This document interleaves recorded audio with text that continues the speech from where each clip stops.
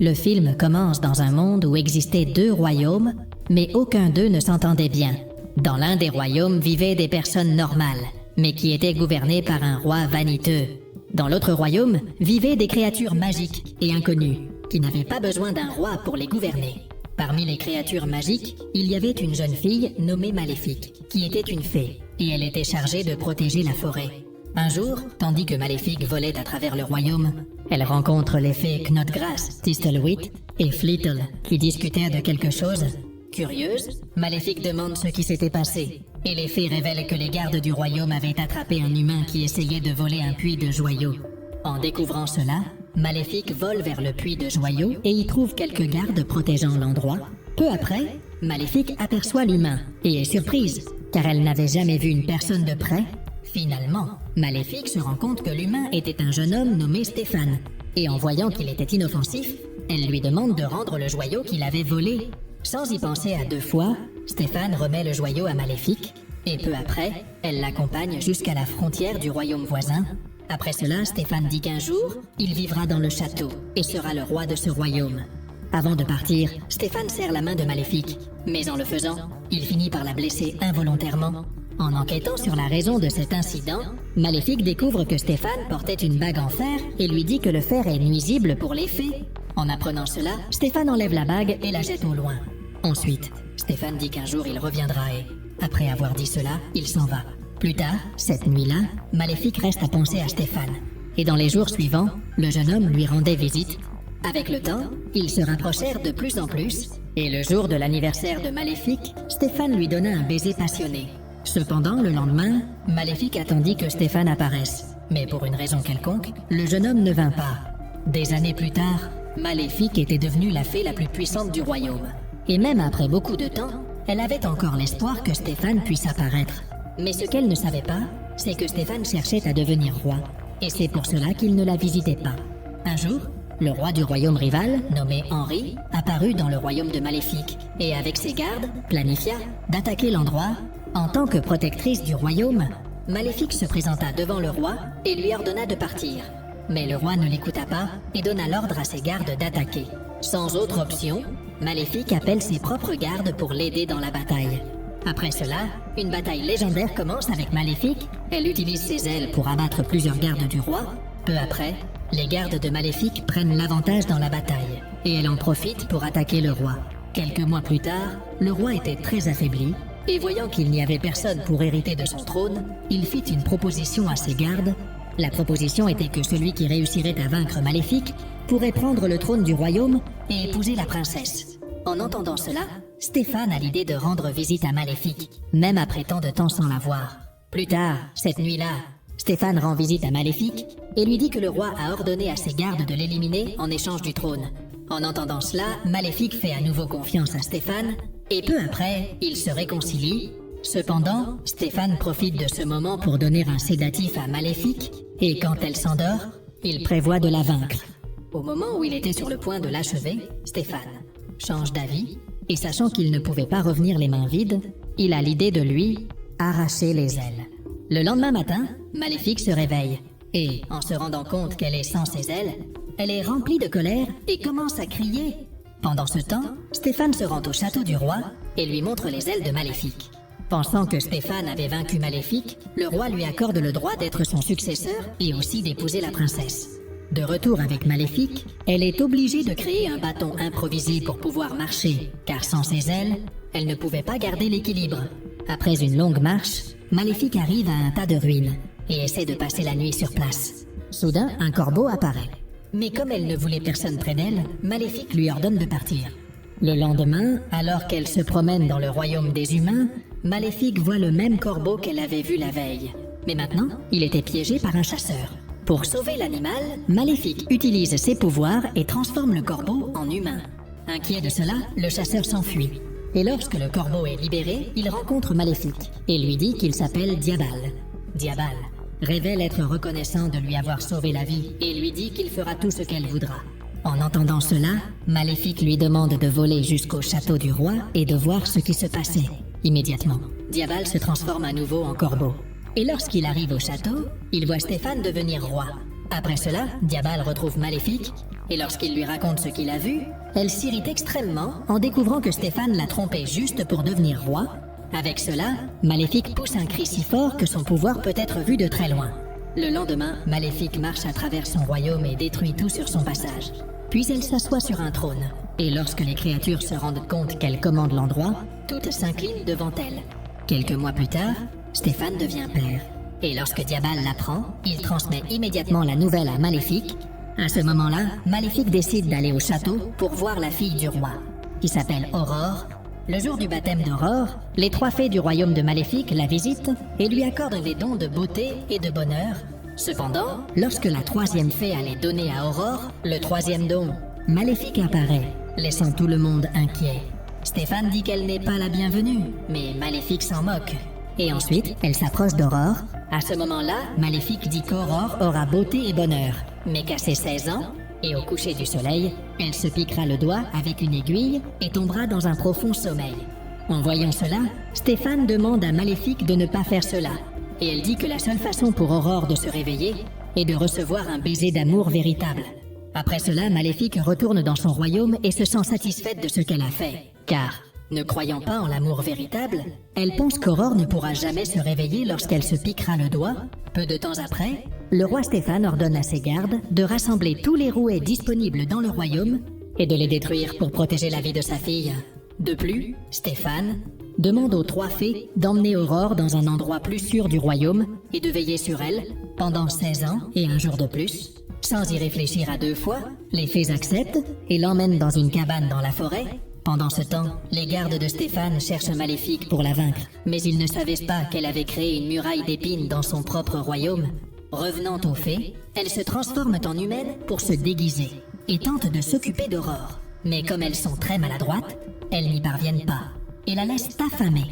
Heureusement, Diabal savait où se trouvait Aurore et la visitait tous les jours, sans que les fées ne le remarquent, pour s'occuper d'elle. Pendant ce temps, Maléfique faisait en sorte que les fées se disputent entre elles. Au fil des jours, le roi Stéphane devenait de plus en plus irrité par Maléfique et ordonna à ses gardes d'envahir son royaume et de détruire la muraille. Cependant, Maléfique utilisa ses pouvoirs pour contrôler les branches de la muraille et projeter les gardes au loin.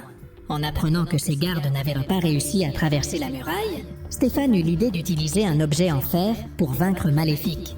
Puisqu'elle avait révélé la faiblesse des fées lorsqu'elle était jeune, quelques années plus tard, alors qu'Aurore jouait avec un papillon, elle tomba d'une falaise.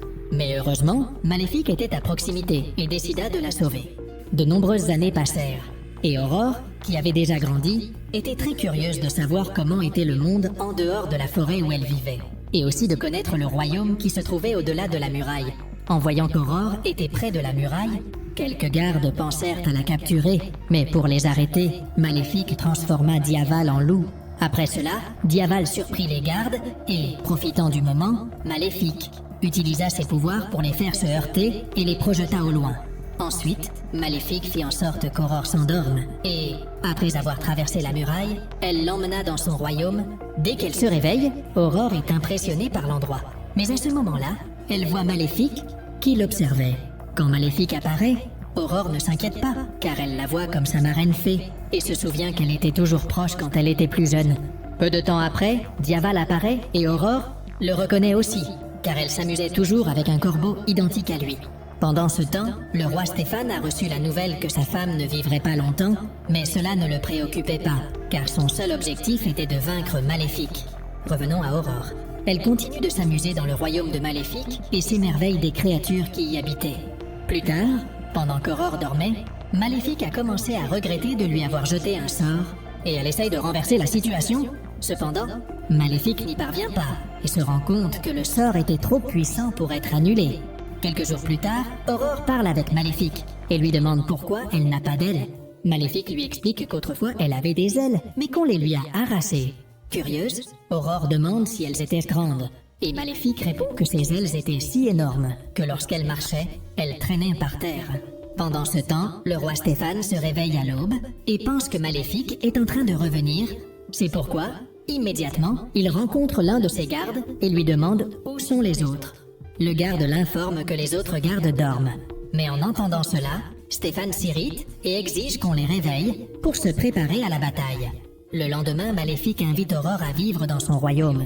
Et sans y réfléchir à deux fois, la jeune fille accepte. Car cela lui semblait un endroit merveilleux.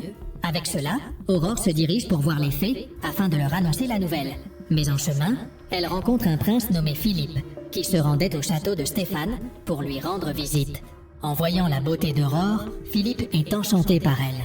Mais il ne pouvait pas rester longtemps dans ce royaume et part rapidement.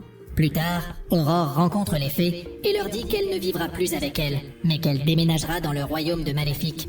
En entendant cela, les fées décident de dire la vérité à Aurore et elles lui révèlent qu'en plus d'être la fille du roi Stéphane, Maléfique lui avait lancé un sort et quand elle aura 16 ans, elle se piquera le doigt avec un fuseau et tombera dans un profond sommeil.